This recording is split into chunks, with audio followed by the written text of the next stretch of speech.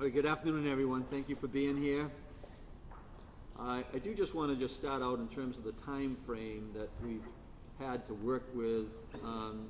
Received a letter around the 10th of October. I got briefed on this around the 16th of October. So over those 12 days, we've been working on multiple strategies to help families and help individuals who are not going to have the SNAP benefit on November 1st. So today I'm going to go into detail on that. There's still work that we're doing that has to do with a large portion of SNAP beneficiaries, and we're still working on that. So it's unfinished, a certain amount of unfinished business here that we're still working on a short time frame. So good afternoon.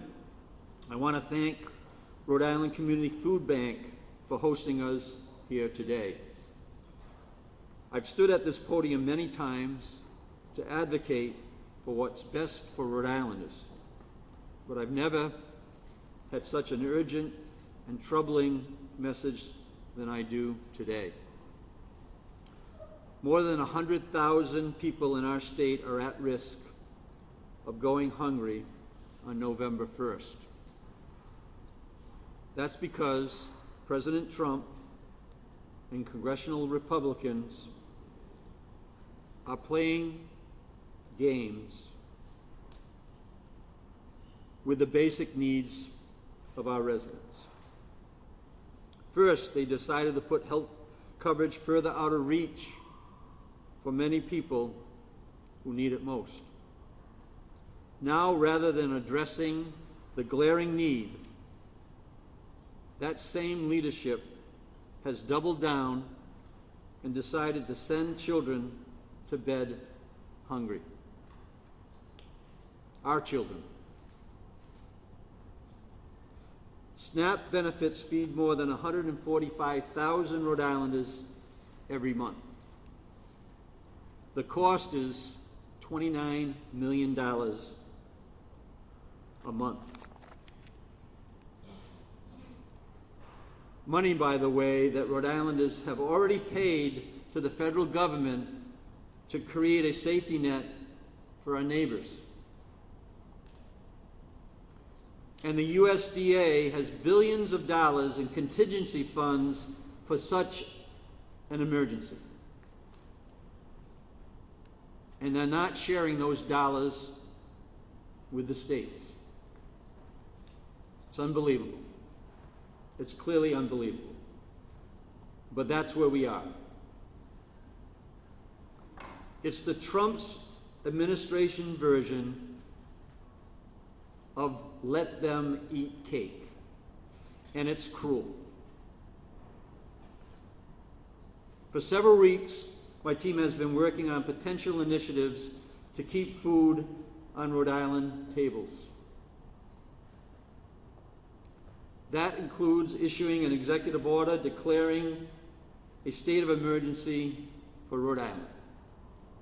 A state of emergency because of the dangers of health, safety, and resources. Dangers caused by the absence of federal SNAP benefits.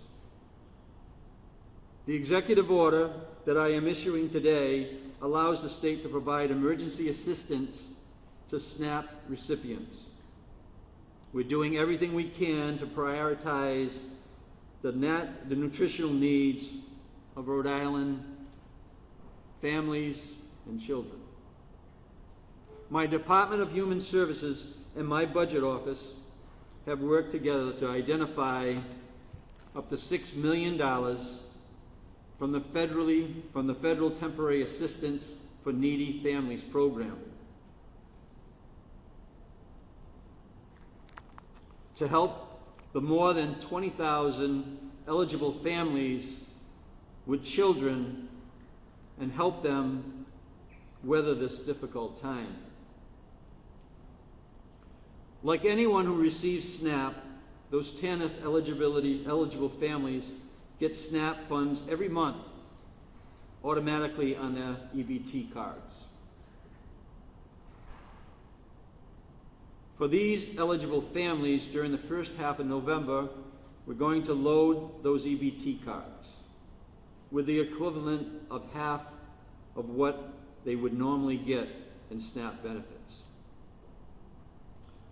We'll make an initial payment of $3 million on November 1st and another $3 million on November 15th if we still need it. But you need to understand, while this money can be used to buy food, it is TANF money, not SNAP money. The TANF money should reach 65,000 individuals. I'm deeply concerned about the other Rhode Islanders who should be receiving SNAP benefits. Do the math. 65,000 families, people in families, 145,000 people receiving benefit. 80,000 people we still are struggling to find a path for. We are still looking at options to direct support to those individuals. Unfortunately, the federal government is making it harder than it should be to help. So while we're continuing to pursue other options, we must prepare for the possibility that 80,000 Rhode Islanders may have to rely exclusively on food pantries and other nonprofit efforts. To support those food pantries, we're directing $200,000 in emergency funds to the Rhode Island Community Food Bank, which distributes to organizations and local food pantries around the state. But that's not all. The Rhode Island Foundation is once again mobilizing generosity and has agreed to match the $200,000. President and CEO David Cicilline is here with us today. That $200,000 match is part of a much larger Rhode Island Foundation initiative. They're committing $1 million in grants to nonprofits helping with the SNAP crisis. I thank publicly the Rhode Island Foundation and stepping up once again, and David taking my call a few days ago and putting this together so quickly. So David, thank you so much. We're so lucky to live in a community of caring individuals and businesses who are stepping up to fill the funding gap. I would like to give a shout out to the Rhode Island AFL-CIO for donating $10,000 as well as time and effort to help with the food distribution. Their president, Pat Crowley, is here today. Pat, thank you for setting the example of what we're going to need to do as a state to make sure that we're covering the need that President Trump is failing to cover. I'd also like to thank our municipal leaders across the state, represented here by Mayor De Silva from East Providence, the president of the Rhode Island League in Cities and Towns. They were one of the first groups that I called together early on a Monday morning to understand that all of this problem is going to head to the local communities, and to have local support is good. David, now we can give you a round of applause.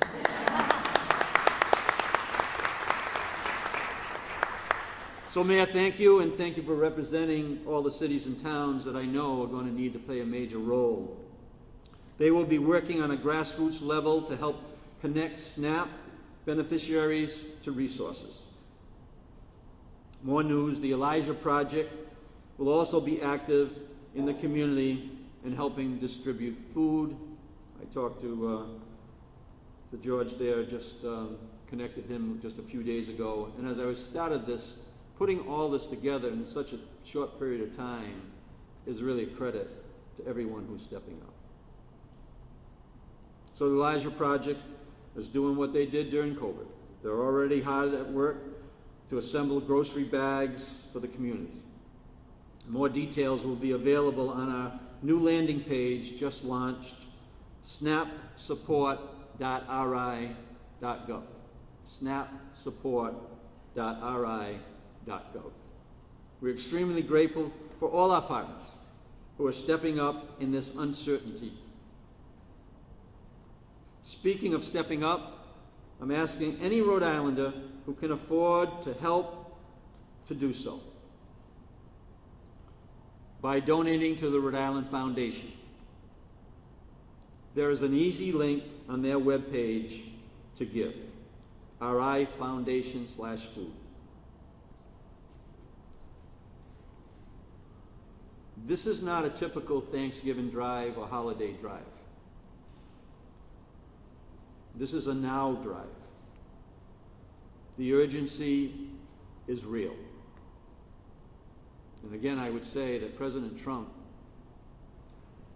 had the ability, outside of the budget, to appropriate the dollars so that we would not be here today.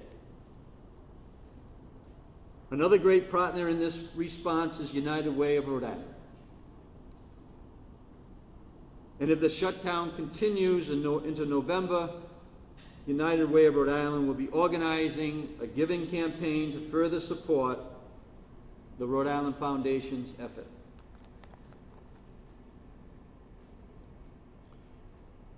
Now a message to the people of your SNAP recipient listening to this press conference. And you need help connecting to your local food bank or other resources, please call United Way 211 for help. That's 211, and that's United Way stepping up again. Courtney, thank you. I also want to commend Melissa and the Rhode Island Community Food Bank. I met Melissa in my office just a few days ago. I don't think that she expected this when she came from out of state. But she's ready, and we notice she's up to the task. They have been essential in this emergency response, and their dedication and hard work is a tribute to the decades of work that they have provided to the state of Rhode Island, and it's not surprising that they're stepping up again. So thank you, Melissa. And with that, I'd like to introduce our Lieutenant Governor Matos for her comments as well. Thank you for being here today.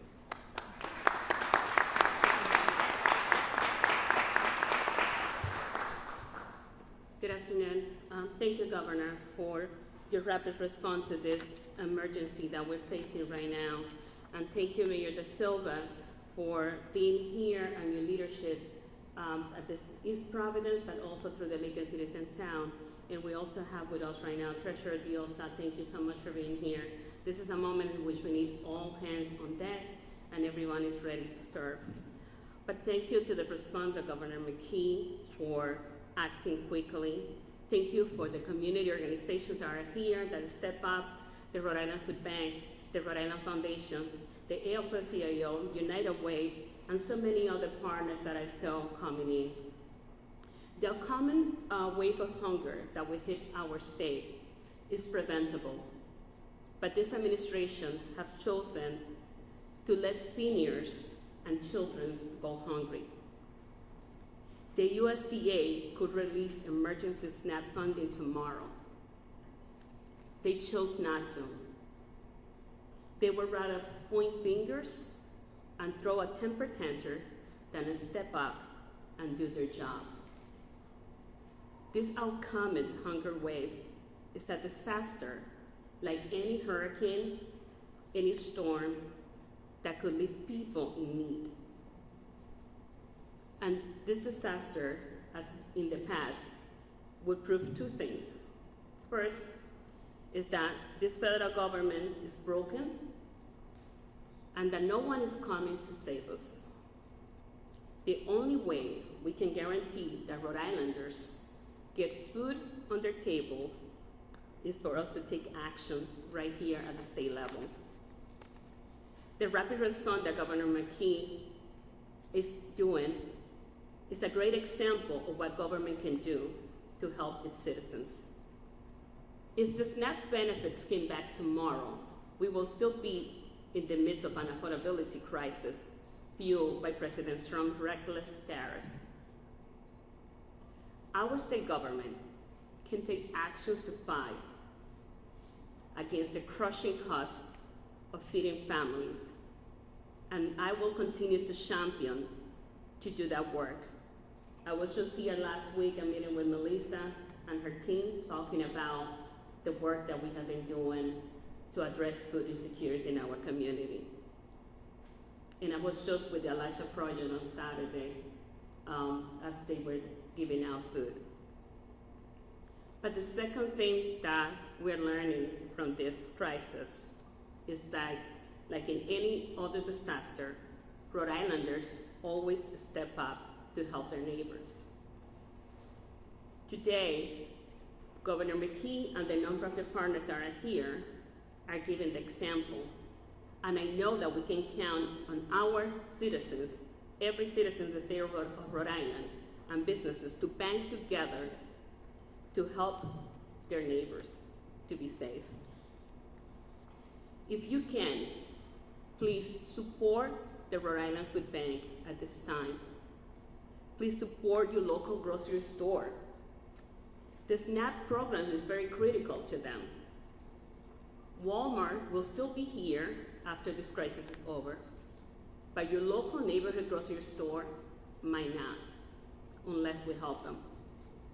This is a time in which Rhode Island can band together to support each other. And through this chaos in Washington, we can be united and came through this stronger than ever. Thank you. Now it's my pleasure to introduce Mayor Da Silva, who is also the chair of the League of Citizens now. Okay.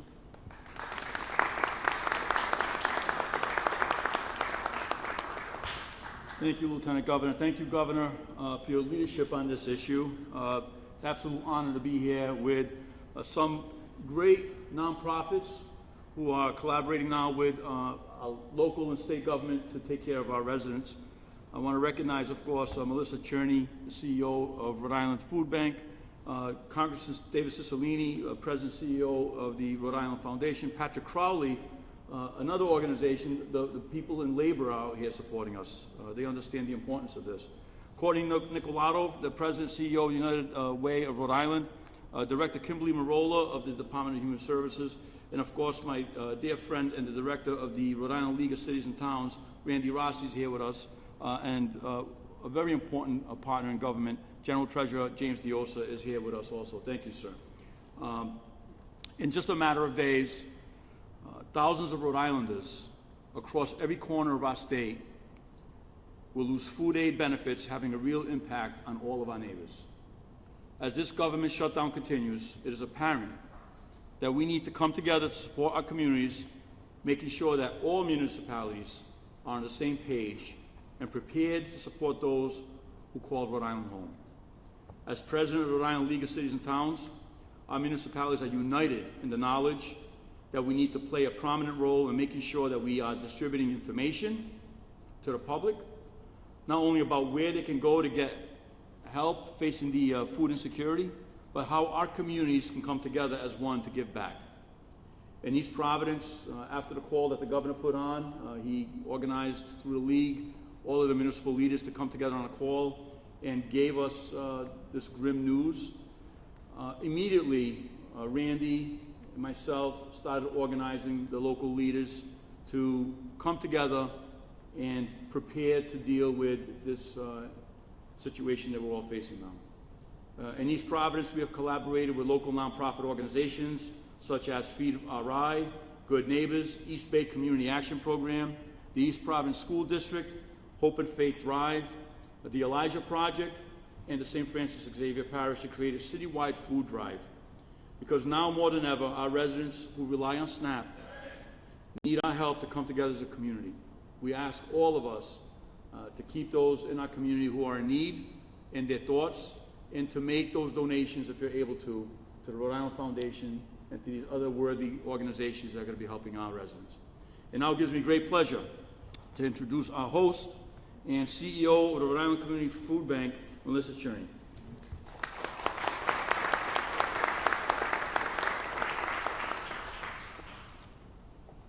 Well, thank you, Mayor. Governor, Lieutenant Governor, Mayor, Director, Courtney, Patrick, and David, thank you and all of the members of your team that are here today.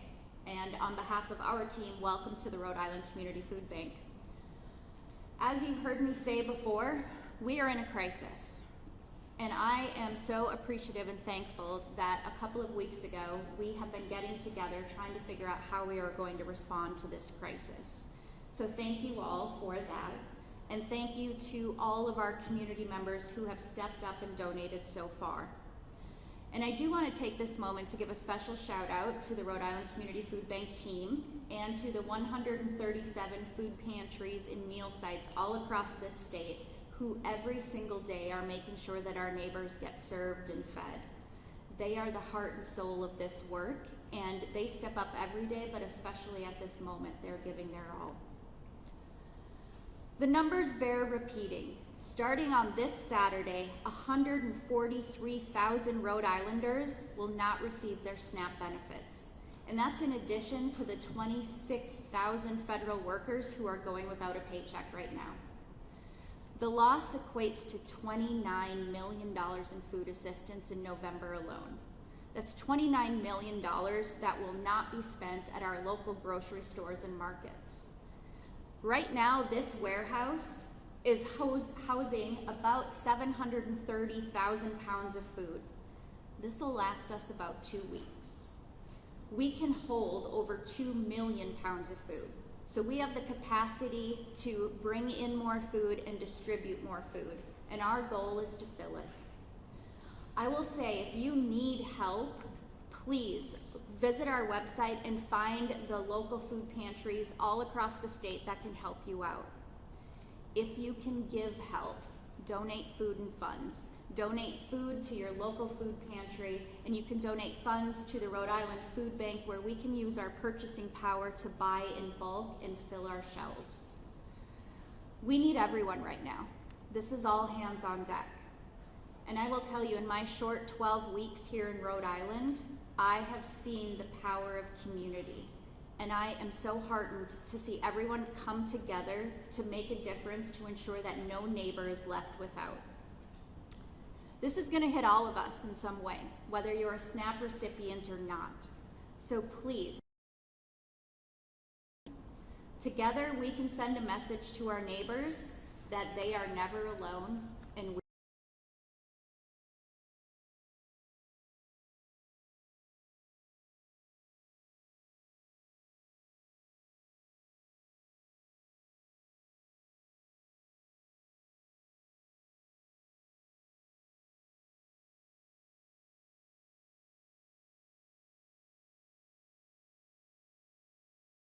respond to this urgent moment.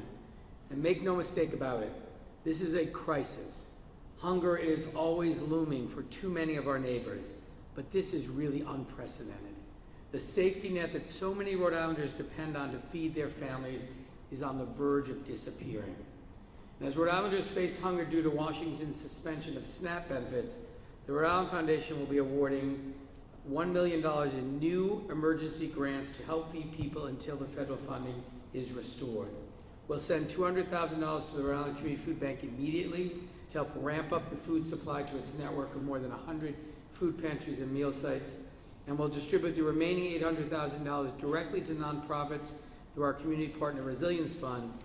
And this is what your community foundation does. We have a pipeline of CAP agencies, food pantries, meal sites, and anchor organizations whose work on hunger we already support, and we will continue to do so. We'll begin making grants to nonprofit agencies that can get food into the hands of people quickly and efficiently as soon as we possibly can. But everyone should understand state government and the philanthropic sector can't fill the gap alone. And so what I'm also asking Rhode Islanders to do is help us keep food on the table for all of our neighbors, all across this state. My hope is that the generosity of the public and of our donors will generate another $1 million to match the announcement we're making today, so that we will have $2 million to support our neighbors all throughout our state who are going to be hungry. So please consider donating to rhodeislandfoundation.org/food. It's right on our website already.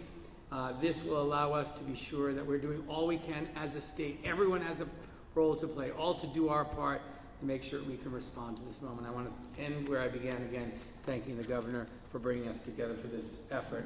And now I have the great privilege of introducing Patrick Crowley, the president of the Rhode Island AFL-CIO.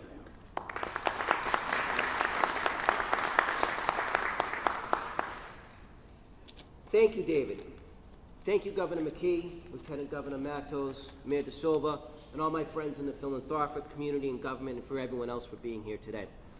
You know, in the labor movement, we have a saying. It goes like this. It says, an injury to one is an injury to all. And that's why the 80,000 members of the Rhode Island AFL-CIO are ready to make sure our neighbors across the entire state have access to the food that they need to feed their families. So that's why, Melissa, I do have that check for $10,000 for you right here that the governor mentioned earlier today. But I want to challenge every other organization across the state, whether they're labor organizations, business organizations, or what have you. Do better than us. Don't let us set the standard, surpass us. Because this is really going to take, like you've heard every speaker say, an all-hands-on-deck approach. But the labor movement is not done there. We've already established over a dozen drop-off sites for our members to bring food to their neighbors.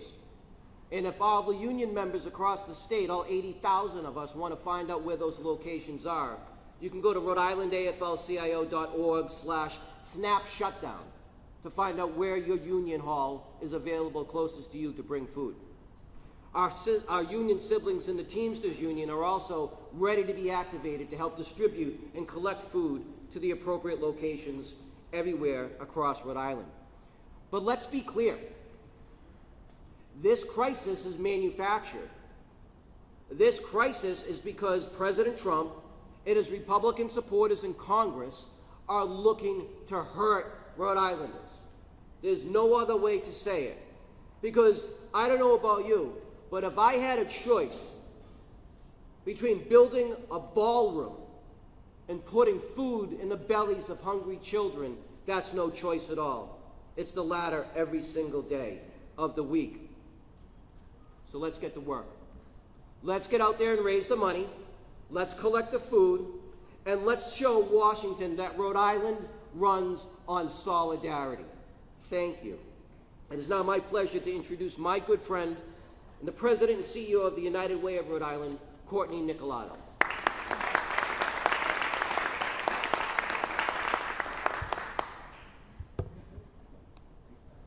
Thank you, Patrick, and thank you, Governor, for your leadership and for everyone for being here. For 99 years, the United Way of Rhode Island has stood with families across our state, helping them when and how they need it most, and this moment is no exception. Right now, Rhode Island families are facing what we call a perfect storm, and it's unacceptable. Wages have not kept pace with the rising cost of living, health insurance premiums are skyrocketing, and now SNAP benefits, the very resource that keeps food on the table for thousands, is being stripped away. This is not only a crisis for individual families, it is a crisis for our entire economy and for the future of our state. United Way and our 2-on-1 system exist for moments exactly like this, and we are responding with urgency and determination. We have seen already a 40% increase in calls to 2-on-1 into our Aging and Disabilities Resource Center. Our 2-on-1 Help Center, available 24 hours a day, 365 days a year, and in more than 200 different languages, is expanding operations to meet the growing demand. We are also enhancing our access to in-person support at our 50 Valley Street location in Providence, as well as our mobile outreach that goes to 55 different locations each month, and our partner sites statewide. Our mobile RV is also going to federal location sites at the moment. In addition, we're activating our robust network of community, labor, and over 300 corporate partners. And so far, we have secured over 40 food collection stations across Rhode Island to support local hunger relief programs. Sites include labor union halls, as you heard, all branches of Centerville banks, and all Blue Cross Blue Shield of Rhode Island Blue stores across the state, to name a few. You can also drop off food at United Way's headquarters on 50 Valley Street in the Oneyville neighborhood of Providence. You can learn more about our various sites that we have initiated by going to our website, unitedwayri.org. We are also exploring the possibility of creating a special statewide day of giving. I say a 401 Gives Day Light version. A coordinated effort to harness the power of philanthropy and give Rhode Islanders a central way to donate directly to food banks, food pantries, and other organizations providing emergency food assistance. More to that in the days to come. This is what we do. This is what United Way is done for 99 years, and we will continue to do. When times are tough, Rhode Islanders come together, and we look out for one another, and that makes me proud to be a Rhode Islander, and you should be too. So today, I am asking for your help. We need to get these shelves stocked. We need to spread the word. We need you to donate, and we need you to visit our website. We need you to drop off food. Every act of generosity, no matter how small, will make a difference for someone who needs it right this moment. Rhode Islanders are strong. There's no question about it, and we care for one another. And together we can ensure that no family is left behind, because united is the only way forward. And I have all the faith in our community. Thank you so much.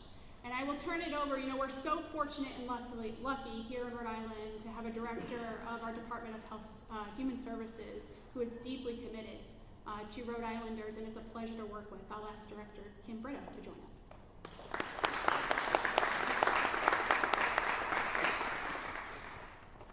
Good afternoon. Thank you all for being here as we come together and address the federal shutdown, its impact on Rhode Islanders and on our SNAP recipients. Thank you to the governor and to the leaders that are assembled here today and everybody in the room that really is showing that we do come together and unite, and will be here to support our individuals and our families in Rhode Island. It's been said, but I'm going to close us and repeat a few pieces, but we do have approximately 140,000 SNAP recipients. The funding and operations of this program in Rhode Island for the month cost $29 million, funds that will not be available in just a few short days. The Department of Human Services is actively working with Governor McKee on these very important interim measures that we announced today, as well as the Rhode Island Food Bank, our Elijah Project, 211 Community Partners, and the entirety of the DHS agency to support Rhode Islanders in need during this moment of uncertainty. As the governor announced, the state is implementing 3 immediate actions to help bridge the gap. First, beginning November 1st, SNAP-eligible households with children and dependents will receive 25% of their monthly SNAP benefit, again on November 1st, and another 25% on November 16th, for a total of 50% of their usual monthly allotment. These payments will be automatically loaded onto the existing EBT cards. Second, there will be an emergency investment in the Rhode Island Community Food Bank, allowing the food bank to purchase food in bulk and strengthen the local pantry network statewide. And third, a partnership with the Elijah Project will deliver pre-bagged groceries through trusted community organizations. We'll be targeting Providence and Central Falls, ensuring that families in the most affected areas can have access to food quickly and safely. I do want to note that 211 is an excellent partner. They will be continuing to assist us with community support, helping troubleshoot issues, provide information on where and how to locate critical resources, food pantries, application assistance or guidance, and more. This important work takes place both over the phone and often on-site with DHS as well. We recognize that this still will be challenging for Rhode Islanders on SNAP. However, these steps should be able to offset some of the challenges faced from receiving no federal benefits. These actions rely on existing allowable funding sources and established partnerships we have in place, which allows us to move quickly and responsibly.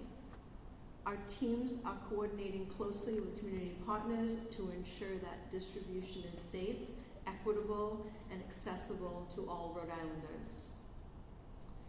I want to take a moment to recognize the DHS staff in offices, our call centers, and behind the scenes who have been preparing for this moment with professionalism and compassion. They will continue to keep our offices open, serve customers, and share information with calm and care. As we have shown before, during the pandemic, through recovery, and now again, Rhode Island knows how to pull together in challenging times. We are rising to meet the moments of uncertainty together. A reminder to those listening, for anyone seeking help, DHS remains open and continues to accept new applications and updates to cases so that benefits can be activated as soon as federal funding resumes. Visitors to our office may see increased security and higher traffic, but our teams are ready and equipped to help. I realize the amount of information that DHS has been sharing can be confusing, and that is why I would highly encourage people to please stay informed, open all the mail that DHS sends, keep your information up to date, and visit the snapsupport.ri.gov for accurate updates and resources. Please keep your scheduled interviews, and remember that the new federal eligibility rules go into place November 1st. Thank you to our partners, to our staff, and every Rhode Islander who continues to show compassion and care for our neighbors. Together we will serve, or together we will continue to serve with strength, with empathy, and with resilience. So thank you very much.